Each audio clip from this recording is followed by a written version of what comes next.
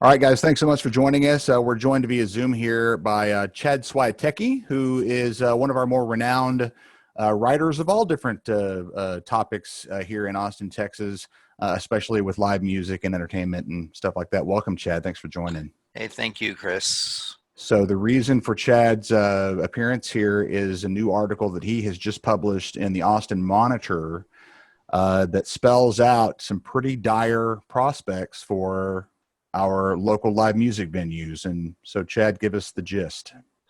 What you have is recently a study by the University of Houston that was commissioned by the Chamber of Commerce, looked at the impacts of all businesses in the Austin area of the pandemic and closures and everything.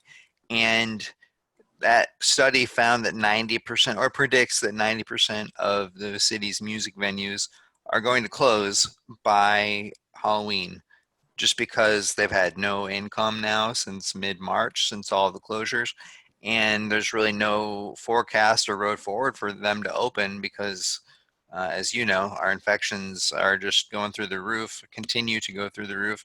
There's no prospects for opening back up, so a lot of these places are just going to have to pack it in and Right. close up. So that means 40 something music venues are probably headed for closure. It's so sad because from the very outset of this thing, from the very beginning of this thing, our local live music industry, ranging all the way from musicians to bar owners to bartenders to sound professionals to everyone, those people were all immediately out of work.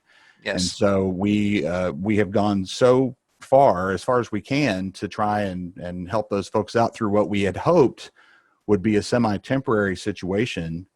I think fast forward to now from the point where I mean the big moment I think for all of us was when South by Southwest was canceled. That's when it really got real.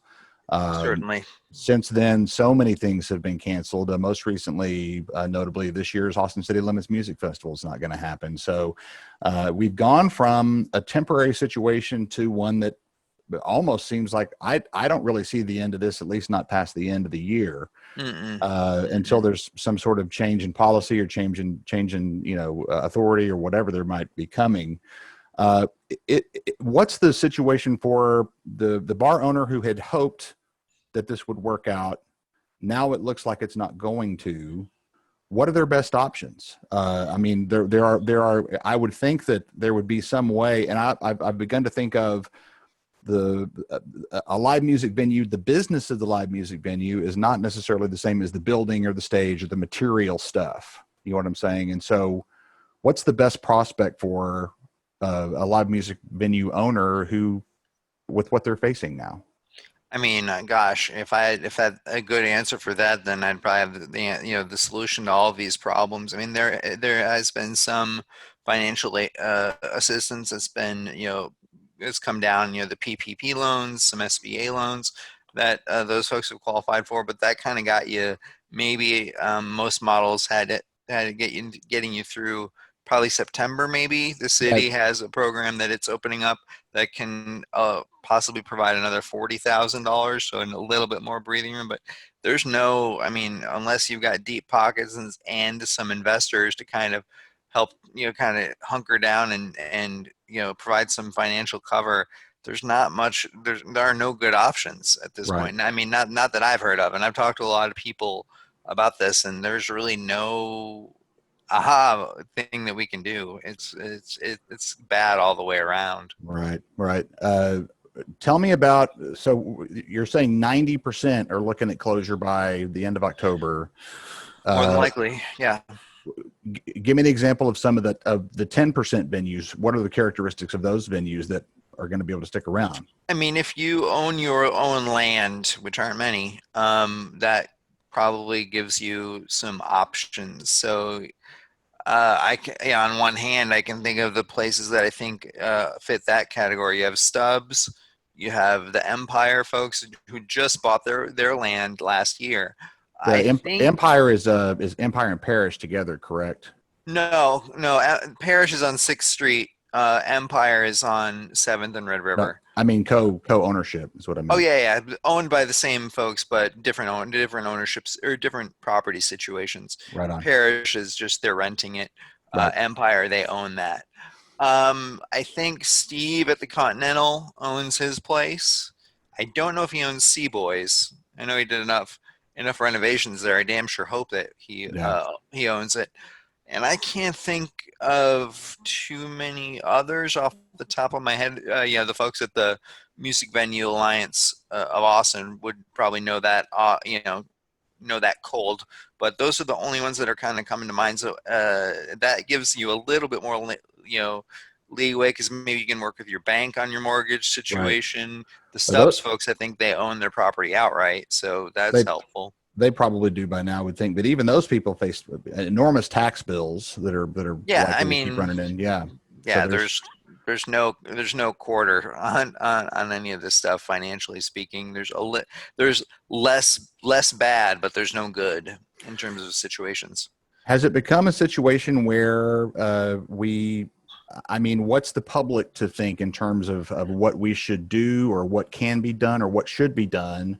Are we not? I mean, I've begun, I hate to be a pessimist, but I've begun to think that this may be a situation where the end is not foreseeable. In terms of Mhm. like, like until there is a major change, as things stand on the ground right now, things are not going to turn around until a change happens, and change doesn't seem to be coming super fast. So, do we continue with loans and with grants and with, how it seems, and without being cold about it, it almost seems like a sector of our community that's on very much on life support at this point. So, I think, yeah, life support, and just we don't even really know what the reality is going to be, because I mean, I'm as big of a live music fan as you're going to find. That's why I moved here years ago. right. But man, and the prospect of going to a show anytime soon, even with a mask or something, is not something that I'm psyched about. No, Until there is a vaccine. And maybe that's within the next year or so. Who knows? Um, Fingers crossed, obviously. So I mean, so yeah, unless you can fashion a way to continue to provide some kind of financial, life support, to keep them and just barely keeping, the rent and then the utilities paid. But I mean, that's $40,000 a month is the average, yeah, nut for these folks.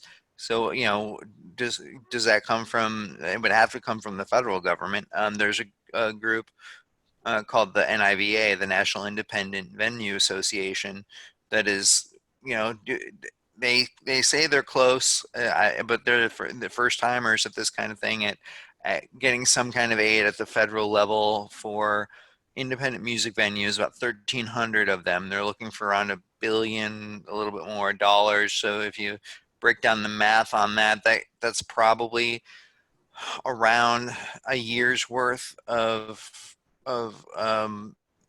stipend or something, to kind of keep them whole for a while. a lot of that though is going to be recoupable. They're going to come out of a situation of no business into a situation of business plus gigantic debt in a lot of cases.